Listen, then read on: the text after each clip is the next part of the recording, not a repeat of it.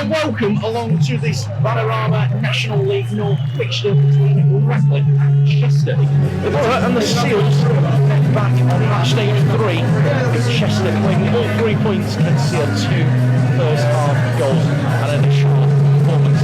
Now both meet once again and have hit their best run of form. Radcliffe are 3 unbeaten in the league and Chester extended their run to third seed and their 4-2 victory over Scarborough Athletics. And now Hancock, nice little cute turn to afford himself a few yards.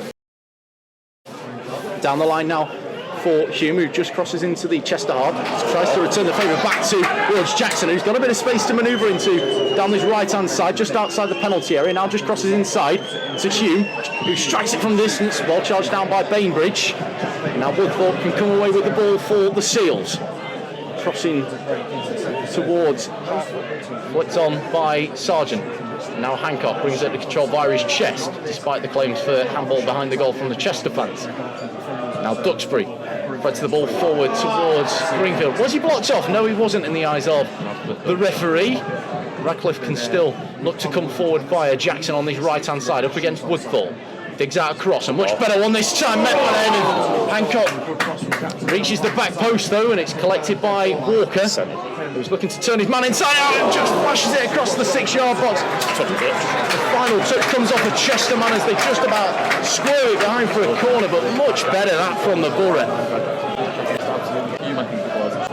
Cagey, well, cage's probably not even the right word, just both sides trying to refamiliarise themselves with each other. As I said before, it's a completely different outlook for both sides since the last time we faced each other.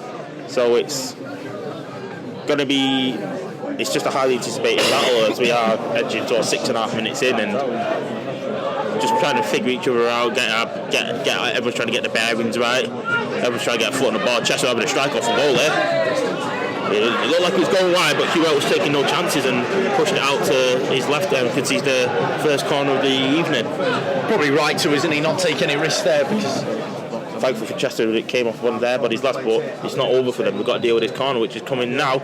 It's Gladstone in the near post, but the keeper's falling on that one in Storer. I think it's Hancock that gets the first form of connection, but it's more ambitious, wasn't it, that he was going to deceive Storer. But we had a couple of bodies on there that was able to force him out and concede a throw in for his troubles, which Radcliffe worked down the line and being able to get a switch out here to Jackson.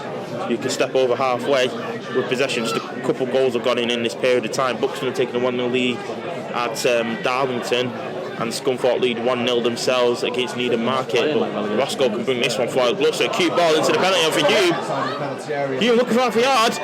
He's just beating him. One of the keepers round him. Playing off to Walker. Oh! Tom Walker's, I don't know how he's put that one back far wide personally, but it looked like it was nailed on to be Radcliffe 1, Chester 0 from that scenario, but Tom Walker's blurred the biggest chance of the game in the opening 16 minutes. A golden chance that for Tom Walker, the man who you'd probably back the most successive goals, of course, last time out, converted from the penalty spot, but just flashes an effort a long way wide in the end, and well, Chester can breathe a sigh of relief. They both attacked moderately well, to be fair. Chester retained the ball in decent areas in that final third, just haven't really been able to test Matt Hewitt to his full capabilities. Obviously had that one pop shot from distance that he pushed wide. As you alluded to before, Tom Walker's probably had the best chance of the night so far, which I would say was guilt with him, but he feels like he'll probably know he feels like he should have done better. But Radcliffe come forward now, work it into the penalty area. It's a Greenfield, but can't keep hold of possession. Radcliffe try and get a step on the edge of the box, but couldn't quite get away, but it's cleared only to Smith on halfway, brings it under control via his chest, and to Roscoe, plays it into this right hand channel for Hancock, and just on the edge of the area on this right hand side, lays it off to Jackson, crosses it first time, look, come on, header and goal! I think it's come off a Chester body and took all the sting out of it, and comfortable claim in the end for Storer. Yeah, almost a carbon copy to what we oversaw at the weekend, where Jackson just marauds forward down that right hand side, looks to deliver in the cross, expressively goes from short to tall, from right to left. Now Roberts poised over this one, about 25 yards out from goal. Goes forward, all the way over the top, completely miscues it in the end. And no concern for the Radcliffe shot stopper, but that was a great chance. It'll be set piece man in Declan Weeks to take once more, this time from the left hand side rather than the right. Right arm goes in the air, delivered in. It's in. Chester lead here rises highest, and it's the former Macclesfield man that has put the Seals in the lead here on the cusp of half time. Despite the hard work of Radcliffe, they now find themselves a goal down in the opening minute of the added time. There's now work to do at the break, Anton. Puts it back looking forward towards Piers, but in steps was Greenfield. And Hancock tried to help it back towards Sargent, but here they come forward now through Roberts. Quick feet by him, but in the end presents a little bit too much of the ball back to Hancock. Duxbury can only clear it straight into the path of Weeks, who's in the penalty area, strikes it just wide. Good chance that for Chester in the opening minute of the second half, Anton. Indeed, it was a poor clearance in the end from Duxbury. Weeks capitalised on it, drove into the Radcliffe penalty area, looked to drive it in towards the near post. Haven't been able to find it as of yet. There's almost a loose back pass there. He had to be quick off his line, and he's sliced it away. Moscow can help him out and head it on further, but onto the second ball quickly, Chester. And you have it in the middle of the park there. I think that's the substitute Mooney. He's played a great ball through this pin. And the final second, flag is up, never mind. Tom Pearce has slotted it away quite nicely, to be fair, but mistimed his run. It was a good ball in behind by Mooney, but as I say, Pearce just mistimed his run, and the scoreline remains 1-0 rather than the 2 that Chester thought he initially had. Yeah, tidy little finish in fairness, wasn't it? Just as he took it, it's one that Roscoe looked set to take. Takes a few yards before sending it long down the line towards Hume. Headed away by Chester. Should be picked up by Scorer under no real pressure. He does as he flips it forward towards Piers. So a little bit of a shove in the back, not in the eyes of the referee, and just about deals with it. Back to Hewell now. It goes long. Nice little flick inside by Walker. Won't reach a Radcliffe shuttle. Instead it reached Weeks and straight into the bottom corner. Fantastic strike from distance. 25 yards out from goal and buries it into that bottom left-hand corner. No chance for Matt York, and it's successive goals for Dick Weeks, not only against the Borough, but also in terms of the last 2 games as well. That might just be the goal that just hinders a way back into this game for the Borough. I mentioned it before, that it's been Chester's half, and I think it's very, very unfortunate for Danny Greenfield in that scenario. He's just had a slip at the worst point. If he doesn't slip there, I don't think Declan Weeks is forged that opportunity to collect that loose ball, able to drive forward into that space, that open space, and have that shot off a goal from 25 plus yards out. Netted once again on match day 25 for the Borough, against the Borough. He's Piers, 25 yards out from goal himself. Does eventually reach that right hand side where Roberts will collect now.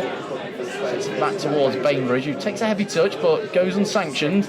Now Weeks threads it down the line towards Roberts, across the face of goal, and it's in the back of the net. Wicket's 2 for Tom Piers. Just stabs it home at that near post, and it goes from bad to worse for the Borough. Despite their hard work in that first half, they now trail by 3 goals to 0, and it's turning into the Tom Piers show, isn't it? You could feel that one was coming as soon as Declan Weeks plays that reverse ball into that right hand channel. It was so inviting for Roberts to run onto and just play across the floor first time, and Piers, like any good strikers, was gambling at the near post, got in there, sorts it beyond Matt Hewell at the near post, and gets his second tonight, and Chester's third. Currently in that safety zone, but by goal differential. Of course, quite a sizable one compared to Farsley.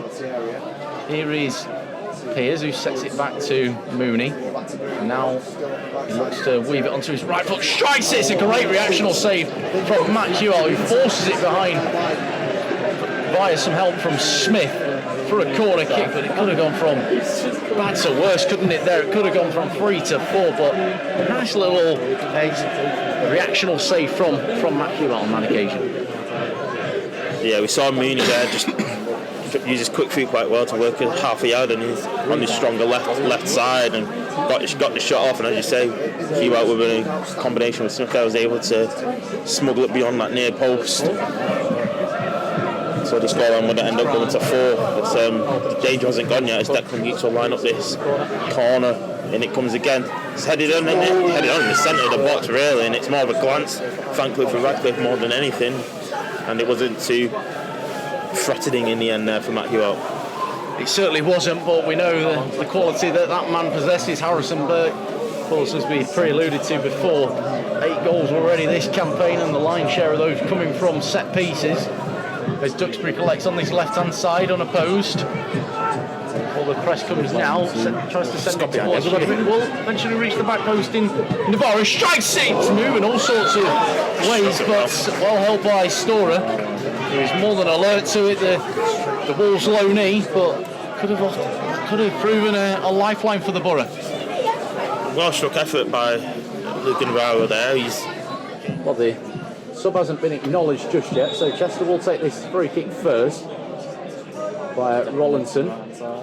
Out to Weeks, and then Weeks to Mooney, back to Weeks once more, puts the ball forward in the penalty area for Piers, who spins it across the face of goal. Great reactional save by Hewitt once again, who denies Chester a 4th goal there. And another shot comes in from distance, so it's forced behind for yes, another corner, but Hewitt's been a large contributor as to why this game is not going from 3. So very much, I just say, instinctive, smart save with his feet there, above legs, to make himself as big as possible to deny Chester from getting the foot up and deny it there. Run 2-9 and Radcliffe's unbeaten run of 3 will come to an end as we just enter the final 2 minutes of the allocated 4.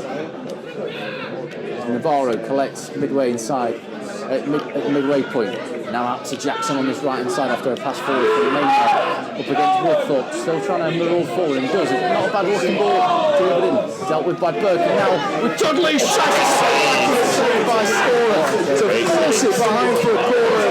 Well, looks like Chester are headed for an 11th clean sheet of the campaign. A couple of chances there, Anton, and potentially a couple of chances to make a lasting impact and potentially reduce the deficit from 3 to 2. We know that the opening goal of the game came from a set piece from the man that's taking it now in Deck Weeks. And will they grab a 4th deep inside stoppage time once again? Well, it doesn't look to be the case, and it won't be the case, and that is the full-time whistle. It is Chester that seal all 3 points with 3 goals, 2 goals in the space of 5 minutes in that second half that ultimately sealed the fate of the Borough.